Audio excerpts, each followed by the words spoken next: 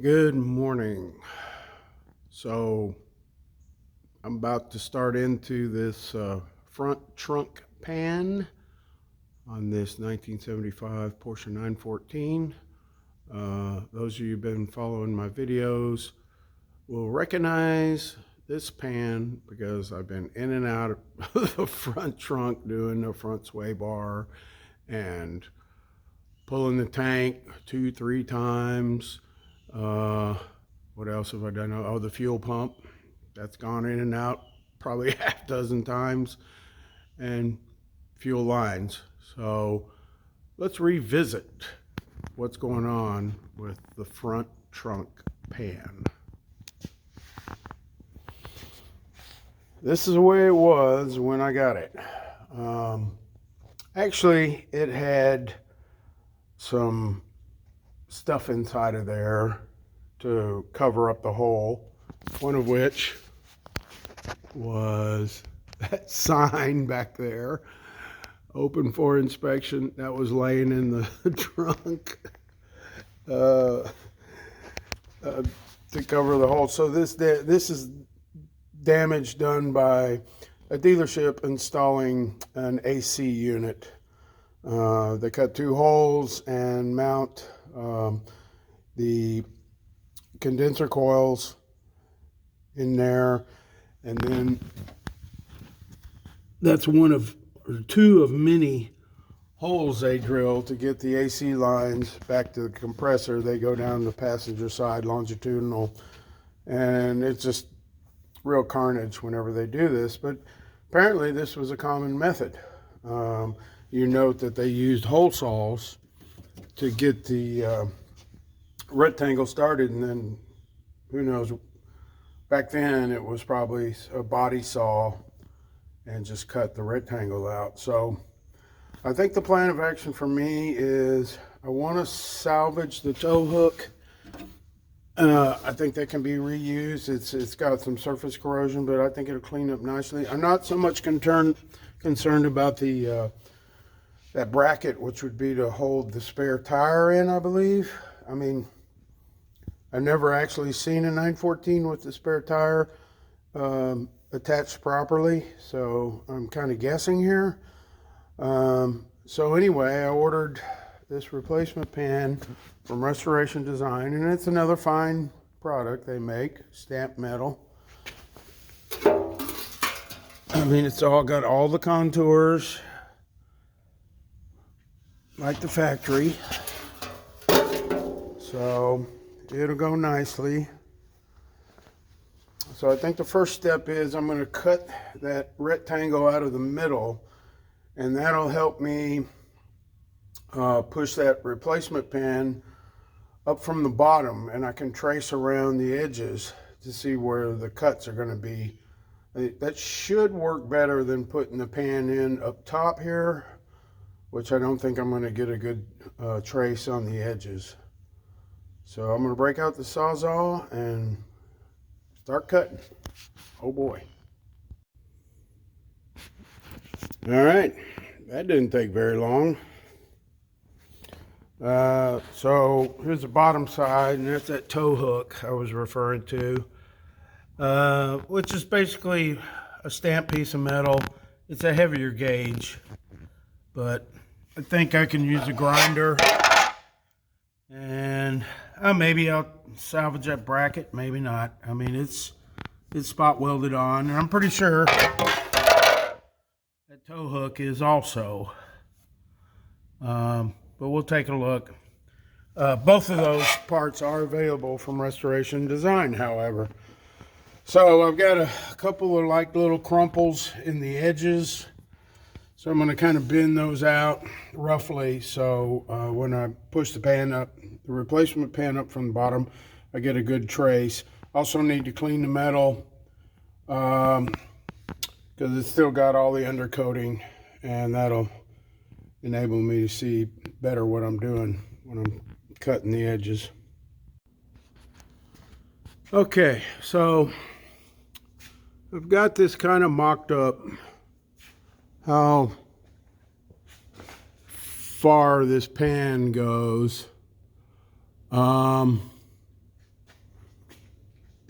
I mean, to just simply use the pan without cutting it would require dropping the front suspension. And I don't think I'm going to do that. I definitely will have to take this front fascia off. That's no big deal. You know, obviously the front suspension has got old bushings and all that stuff. I think there's good solid metal around the perimeter where I can cut the replacement part about here and still have good metal to attach to.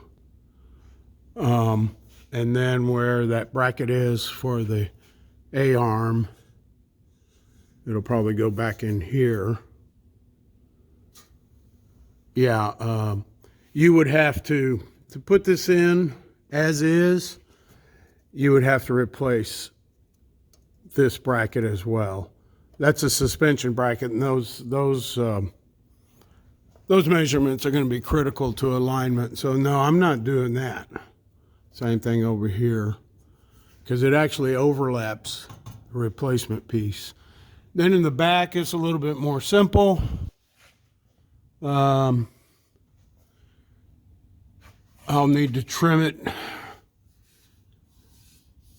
Well, if I cut it down here, it'll come around about to this point and avoid that suspension attachment. So looks like it's going to be quite a bit of trimming. It won't go on. Well, that's interesting how that's folded right there. Huh.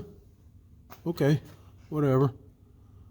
Yeah, same thing there. It was folded. They just took a grinder to it. So let me get the front fascia off, and then I can put this piece in better. So with the fascia off, I did some exploring with a wire brush on the angle grinder, which will, if there's rust, it'll find it, believe me. And I think I've figured out where the cuts are going to work best. Along the front of the pan here, all good metal. So that'll join up nicely. And then this is going to be a little tricky here because you see it's got some bends in it. So it probably go there along the edge of that bend. And then once you hit that bend there, you can just follow it straight back. Right? The same thing on the other side. And that keeps you away from that bracket, because welding close to a bracket, something like this, is fraught with disaster. So same thing, follow that bend all the way back. And then the back of the pan, you see the bend keeps going. Probably make a turn right there, and then just go along where the pan makes sort of a gentle turn up. So I'll get a magic marker out and kind of scribe all this out. And then once I cut the existing pan, trim it, I can lay the new pan on top and should be able to scribe it. At least that's what I'm thinking. Okay, I got this marked out. There was a little like bumper, rubber bumper thing in that hole there, so I just used it as a turn point down the front, and then like I described a while ago, just going right down the side where that metal makes that bend. So that should mate up nicely. And then to get a straight line back here, I just measured from the axle, got a dimension there, and then just use the straight edge. So some of this metal is a little bent up. I'm gonna have to beat that out there. That's a little crumpled to get it to mate up. But should cut out pretty nicely. I think I can do a lot of this with metal shears because it's straight lines. and then trim all the little tight corners with a body saw. The shears will go much quicker than the body saw, a lot less vibration too. All right, next day, and we got this pan all cut out, all nice, clean, shiny metal. I need to go along and clean up the seam sealer up top and the paint, get it ready. That'll just help me kind of nestle the replacement part in there. And then there'll be a bunch of trimming on the replacement pan. Because yeah, it's got probably 3 or 4 inches of extra metal around the edges. But so far this looks real good.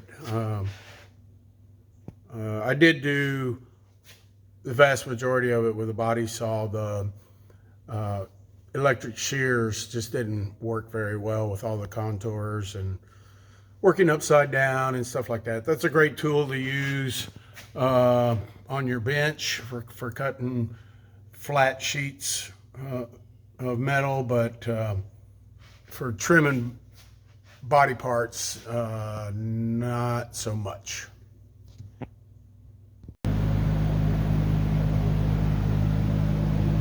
Yeah, from the top side, plenty of good shiny metal. That should take that pan quite nicely. I got to fix this one little corner that's bent out of shape. Okay, well, let me drop the new pan in there and start trimming it to fit.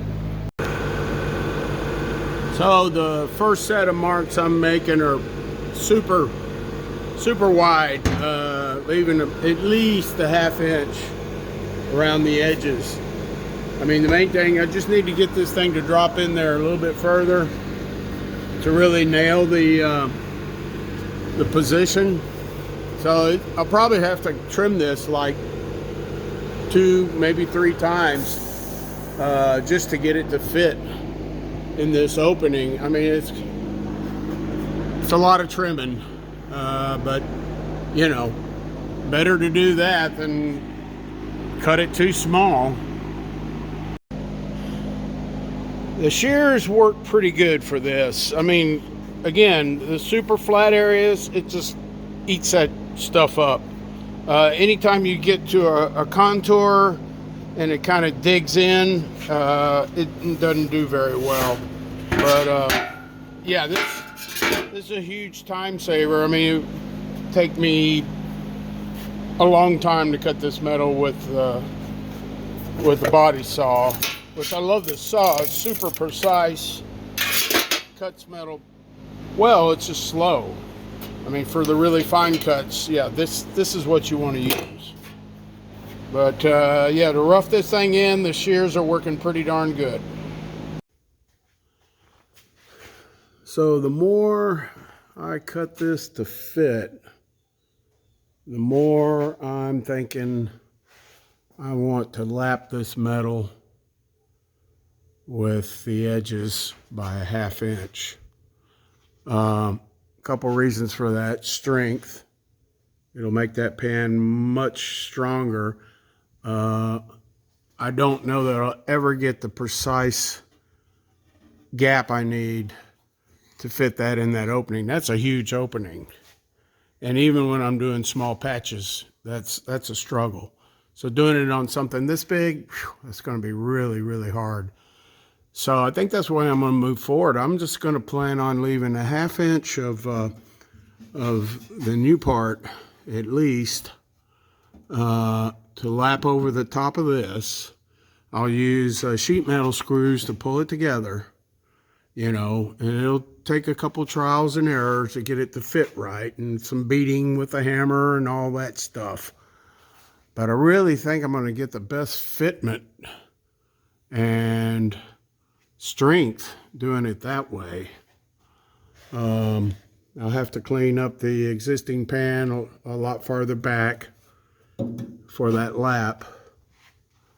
But yeah, I just really think I'm going to get better results than trying to trim this to fit that opening. It's just going to be really hard. So I think that's the plan. In these curvy areas, the Dremel tool with the cutting wheel seems to work really well. I gotta say, I do not like these easy lock cutting wheels, so I much prefer the old ones, which basically just have a little screw, this guy, that holds the cutting wheel on. These don't seem to last as long. But yeah, I put a sheet metal screw just to fix it and pull it down, and still trimming and fitting. I'm just taking little bites at a time, because nothing will make you sicker than to cut it too small, and then you gotta bridge it with a weld or put some kind of little sliver of metal in there or something.